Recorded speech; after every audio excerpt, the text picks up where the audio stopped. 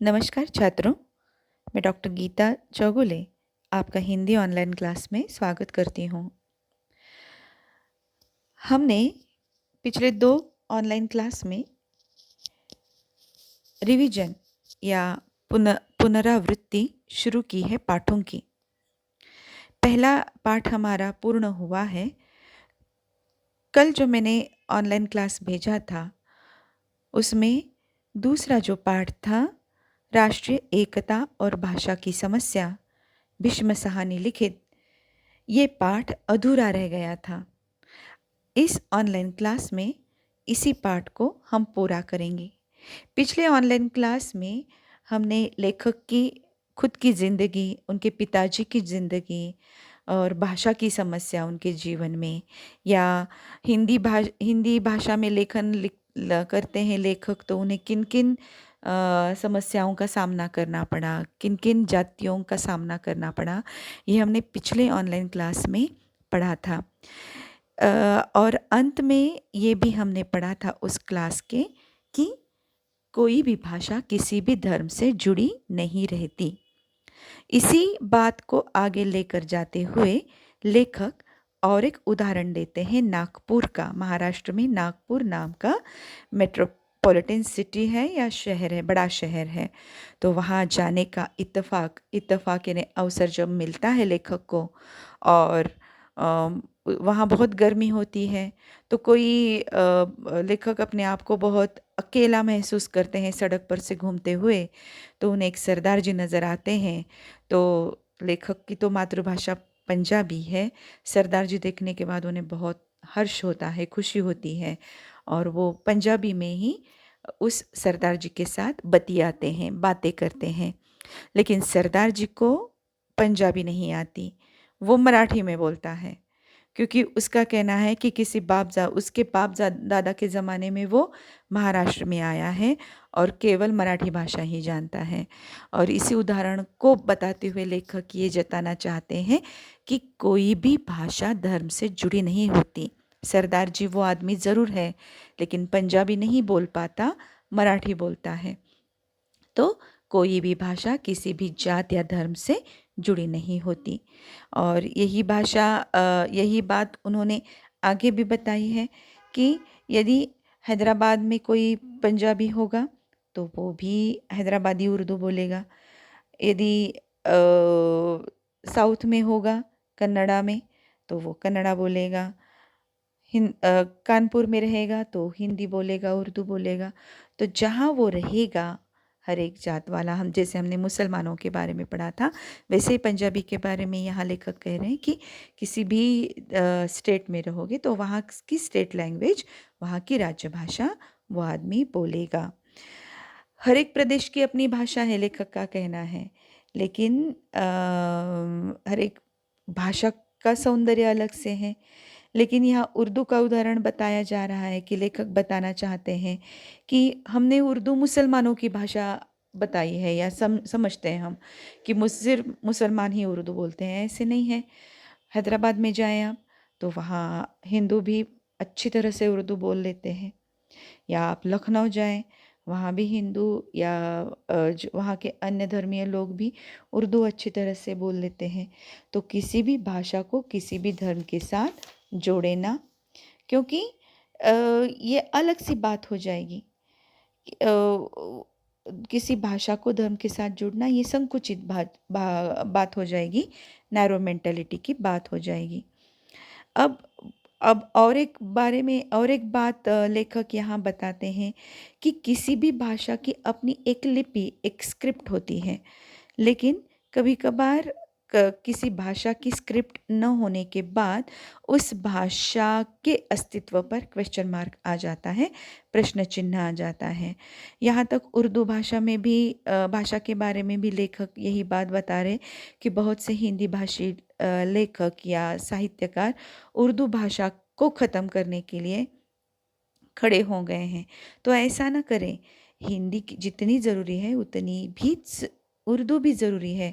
हर एक भाषा का ज़िंदा रहना हमारे लिए बेहद ज़रूरी है। हमें उसे किसी धर्म या जाति से बंधे नहीं रखना है। तो हर एक जाति को, हर एक भाषा को हमें पुनर्जीवित करना है या उसे जिंदा रखना हमारा कर्तव्य है। हमारे देश का एक दुर्भाग्य है, हमारे देश में एक बात का बहुत बदनसीब है हमारे देश उस लिए कि हमारे जो हुकूमतदार होते हैं या हमारे कायदे कानून चलाने वाले जो लोग होते हैं, बड़े लोग, नेता लोग, वही भाषा को भी चलाते हैं। कौन सी भाषा को आगे बढ़ावा देना चाहिए, कौन सी भाषा को मार देना चाहिए, ये वही करते हैं। तो ऐसा उन्हें नहीं करना चाहिए, क्योंकि उनकी भी बुद्धि उतनी महान नहीं है कि किसी भाषा के आगे किसी भी नेता की बुद्धि महान नहीं है। हर एक भाषा को जिंदा रहना बहुत ज़रूरी है। तो ऐसा ना करें आप कि किसी भी भाषा के बारे में कम समझना, किसी भाषा को कम समझना या किसी भाषा को उच्च समझना, ये ज़रूरी नहीं है। हर एक भाषा अपने अपने हिस्से में उतनी ही महान है, उतनी ही महत्वपूर्ण है। यहाँ लेखक ने और एक उदाहरण दिया है फॉरेन कंट्रीज़ का। स्विट्ज़रलैंड में उन्होंने बताया कि 3 भाषा की सरकार का काम चलता है। जैसे स्विट्ज़रलैंड में फ्रेंच भाषा चलती है, जर्मन लैंग्वेज चलती है, स्विस भाषा चलती है ना। स्विट्ज़रलैंड तो एक बहुत छोटा सा देश है, लेकिन यहाँ 3-3 भाषा चलती है। उसके मुकाबले भारत तो बहुत बड़ा है, तो हर एक प्रांत की अपनी भाषा भी राज्य भाषा हो सकती है, या किसी एक भाषा को हम राष्ट्रभाषा आसानी से बता सकते हैं। तो सिर्फ हिंदी को राष्ट्रभाषा बनाने में हम क्यों हिचकिचाते हैं, हम आगे क्यों नहीं आ रहे हैं, हम पीछे क्यों पड़ रहे हैं? इसके बारे में लेखक कहते हैं कि पूरे देश की भाषा हिंदी बनाना ही एक भाषा की समस्या हो गई है। जब तक हमारे देश की भाषा एक नहीं हो पाती, तब तक हम एकता से नहीं रह पाते। हम आपस में झगड़े ज़रूर करेंगे, हम लड़ेंगे ज़रूर। कावेरी नदी के पानी के ऊपर आंध्रा और कर्नाटका लड़ते आ रहे हैं, या खलिस्तान अलग से चाहिए, खलिस्तान यानी पंजाब अलग से चाहिए, इसलिए सिख लोग नारा देते हैं। आसाम में माओवादी है, उग्रवादी है, आतंकवादी है, उन्हें आसाम अलग से चाहिए। तो हर एक राज्य, यदि मुझे अलग होना है, मेरी भाषा उतनी ही महत्वपूर्ण है जितनी अलग दूसरी भाषा है, ऐसा यदि मानता रहेगा तो देश हमारा विभाजित हो जाएगा। देश अखंड जो देश है उसके वो खंडित हो जाएगा, उसके टुकड़े हो जाएंगे। तो ये सब न हो, इसीलिए देश की एक भाषा होना बहुत ज़रूरी है। और यदि देश की एक भाषा नहीं हो पा रही है, तो देश में सामंजस्य रहना, देश में समझदारी वाली बात रखना, ये भी ज़रूरी है। जैसे हमने स्विट्ज़रलैंड का उदाहरण दिया कि वहाँ 3-3 भाषाएं, छोटा सा देश होने के बावजूद भी चलती है, तो हमारे देश में 4-5 भाषाएं क्यों नहीं चल पाती हैं? सिर्फ हम एक भाषा को लेकर ही क्यों रोते रहते हैं? तो बहुत सी ऐसी, मैक्सिमम जो भाषा बोली जाती है, ज़्यादातर जो भाषा बोली जाती है, उसी भाषा को हिंदी के साथ साथ राष्ट्रभाषा बनाएंगे तो हमारे देश की एकता बनी रहेगी और भाषा की कोई समस्या नहीं आएगी, ऐसे भीष्म साहनी का कहना है। छात्रों, इस पाठ में आपको लेखक ने ये बताया है, ये समझाया है कि कोई भी भाषा उतनी ही महत्वपूर्ण होती है जितनी अपनी मातृभाषा। इसलिए किसी भी भाषा को कम मत समझें। देश की एकता बनानी है तो देश में एक भाषा, 2 भाषा होना बहुत ज़रूरी है। देश की एक राष्ट्रभाषा होना बहुत ज़रूरी है, नहीं तो भाषा की समस्या बनी रहेगी और फिर हमारे शत्रुओं की चलेगी हमारे देश पर, उनकी मनमानी चलेगी। ऐसा न हो, इसीलिए देश में भाषा की समस्या न हो, इसीलिए, और देश की एकता हो, इसीलिए कोई एक भाषा जैसे हिंदी भाषा पूरे भारत में फैली जाए, विस्तारित की जाए। हिंदी ही क्यों? क्योंकि हिंदी ज़्यादा से ज़्यादा राज्यों में बोली जाती है। हर एक राज्य की अपनी राज्य भाषा अलग सी है, लेकिन मैक्सिमम राज्य में, जैसे मध्य प्रदेश में, जैसे हिमाचल प्रदेश में, जैसे उत्तर प्रदेश में, है ना, हिंदी बोली जाती है। राजस्थान का कई भाग हिंदी बोलता है या बिहार का मैक्सिमम भाग हिंदी बोलता है। तो हिंदी भाषा बहुत से प्रांतों में बोली जाती है, इसीलिए उसे प्रमुखता दी जा रही है।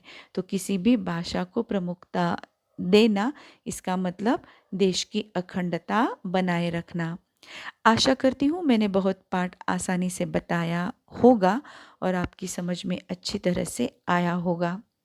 मैंने आज व्हाट्सएप पर एक मैसेज छोड़ा था, एक मैसेज लिखा था, उसको फिर से एक बार दोहराती हूँ। जनवरी फर्स्ट वीक में हमारी सेकंड इंटरनल टेस्ट हो रही है।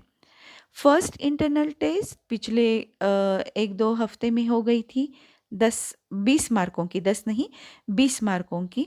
तो वैसे ही 40 मार्कों की मल्टीपल चॉइस क्वेश्चंस यानी MCQ ही तरह ही ये सेकंड इंटरनल टेस्ट रहेगी। सेमिस्टर एग्ज़ाम कब होगी? जब इसका पता चलेगा, यूनिवर्सिटी जब ये सर्कुलर निकालेगी तो ज़रूर मैं आपको इसके बारे में मैसेज भेज रही हूँ।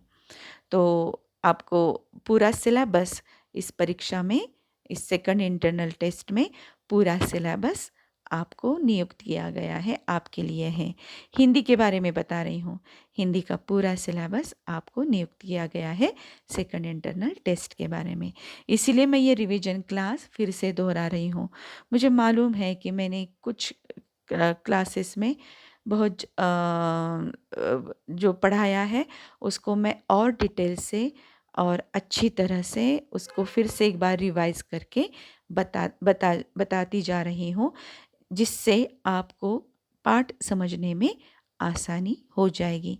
आशा करती हूँ कि ये दूसरा पाठ जो हमने आज समाप्त किया है, आपको अच्छी तरह से समझा होगा। नमस्कार।